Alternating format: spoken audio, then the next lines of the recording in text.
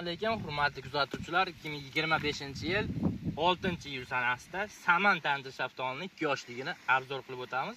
Xudo xolasa, Farg'onaning eng qir adirlariga ekilgan noyabr oyida ekilgan ko'chatimiz, xudo xolasa, iyun oyida pishib yetildi.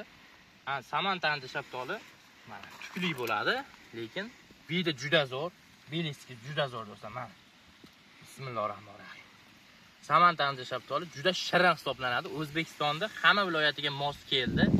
Issiq joyda ham, sovuq joyda ham shu holatda rang oladi. Beliski zo'r, juda shirin hisoblanadi do'stlar. Xudo xolasa, ekish tavsiya beraman dehqonlarga. Saman tandir shaftoliga o'tishlarini tavsiya berardim.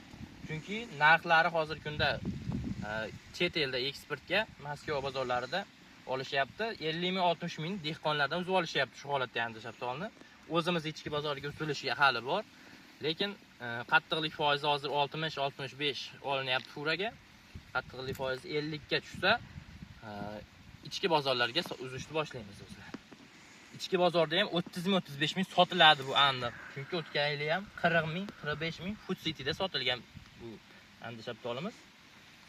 Issiq hududlarga tavsiya beraman. Ertaroq pishsa, ertaroq qimmat sotib oladi.